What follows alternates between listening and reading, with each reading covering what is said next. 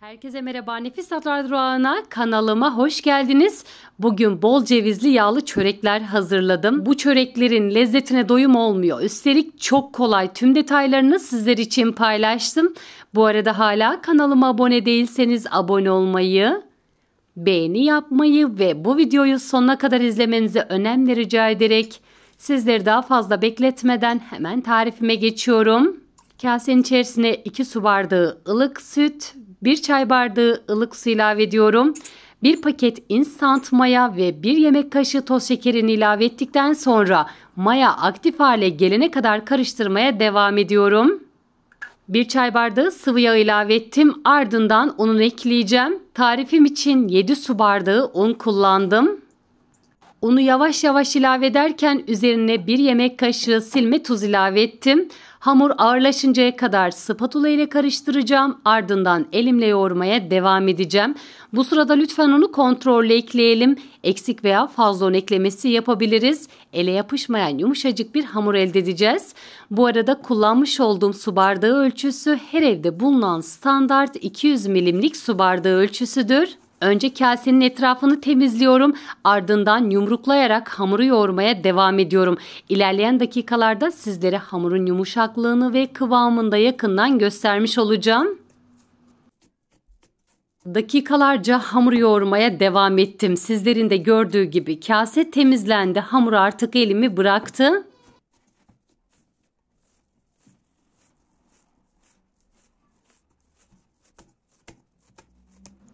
Hamurun üzerini streçle kapatacağım. Ortalama 40 dakika boyunca ılık ortamda mayalandırma işlemine bırakıyorum. Mayalandırdığımız ortam ne kadar ılık olursa mayalandırma süresi o kadar kısa yenecektir. Hamur 2 katına çıkana kadar beklemeye devam edelim.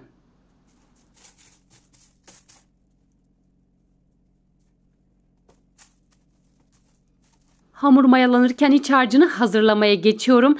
50 gram tereyağını erittim. Üzerine 1 çay bardağından biraz eksik sıvı yağ ilave ediyorum. 1 su bardağı dolusu ince kıyılmış ceviz ilave edeceğim. Dilerseniz cevizi havanda da dövebilirsiniz.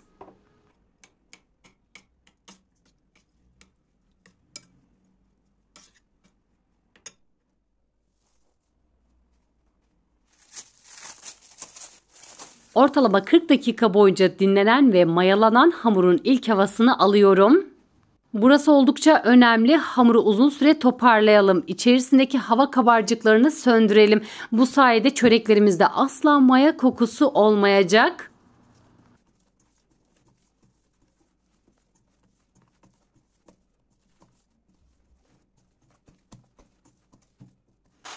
Masanın üzerine bir miktar un serpiyorum. Hamuru masanın üzerine aldım. Toplamda 6 eşit parçaya bölüyorum.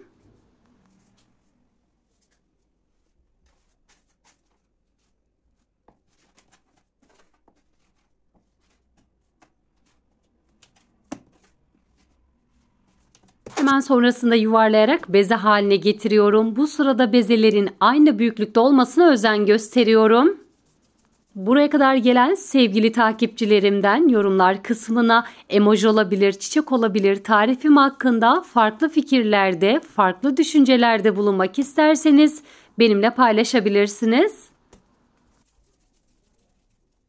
Bezeleme işlemini tamamladıktan sonra beklemeden açma işlemine geçtim.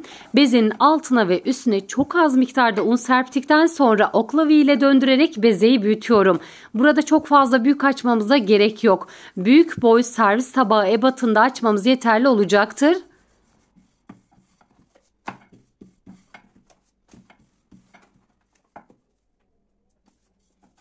Altı tane bezenin tümünü açtıktan sonra beklemeden yağlama işlemine geçeceğim.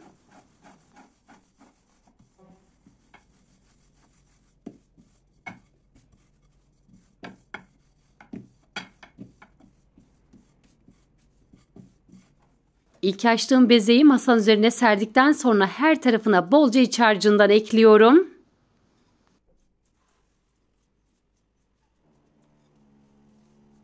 Sonrasında bir diğer yufkayı üzerine kapatacağım. 6 tane yufkaya da aynı işlemi uygulayalım.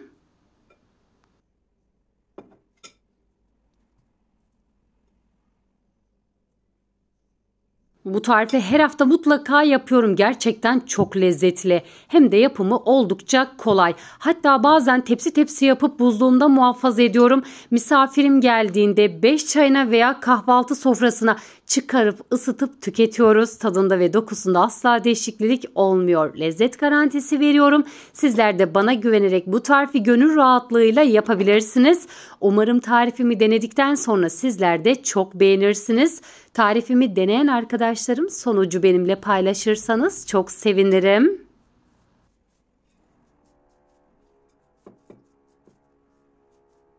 Beşinci yufkada iç harcının tamamını kullandım. Son yufkayı üzerine seriyorum.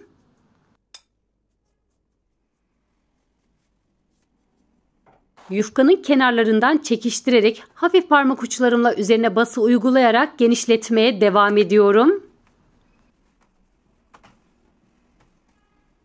Hamurun kıvamı çok güzel. Mayalı bir hamur olduğu için burada oklava veya merdane kullanmanıza gerek yok.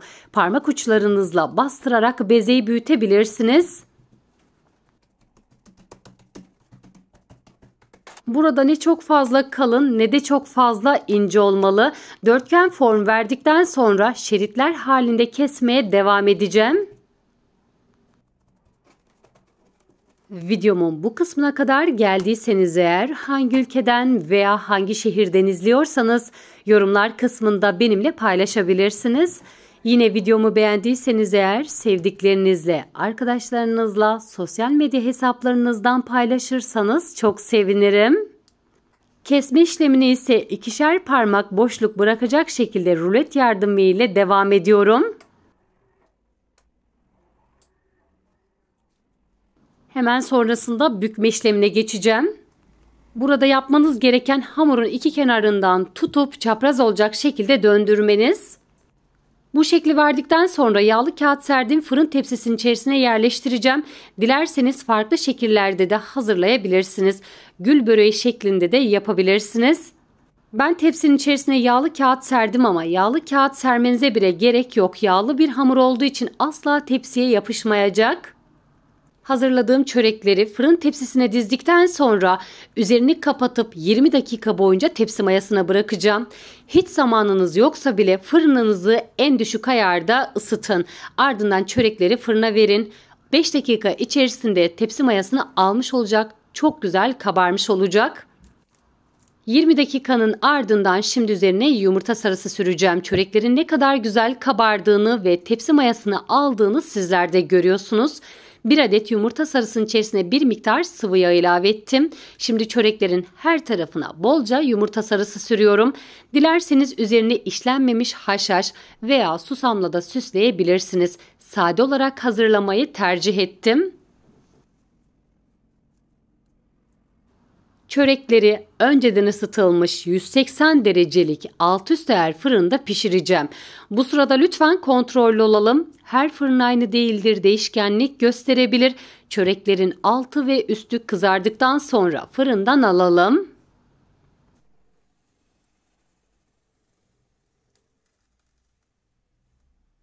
Ortalama 30-35 dakika içerisinde çörekler pişmiş olacak ve görmüş olduğunuz gibi çöreklerim nar gibi kızardı. Hemen fırından aldım.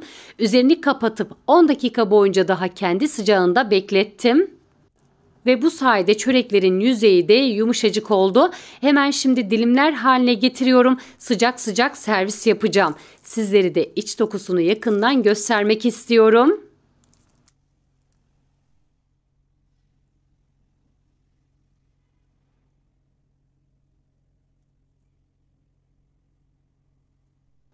Çöreklerin ne kadar güzel kabardığını, ne kadar güzel kızardığını sizler de görüyorsunuz. O kadar çok lezzetli oldu ki bu lezzeti sizler de mutlaka tatmalısınız. Sadece bir defa deneyin. Sürekli yapmak isteyeceğiniz mükemmel tariflerimden bir tanesi. Açıklamalar kısmına malzemelerimi eksiksiz olarak ekliyorum. Oradan da ulaşabilirsiniz. Şöyle bir de çöreğin iç dokusunu sizlere göstermek istiyorum. Asla hamurlanma olmadı. Yine bir tarifimin daha sonuna geldim. Bir sonraki tarifimde görüşmek dileğiyle. Beni izlediğiniz için hepinize çok teşekkür ediyorum. Şimdiden hazırlayacak olanlara afiyet olsun. Hoşça kalın.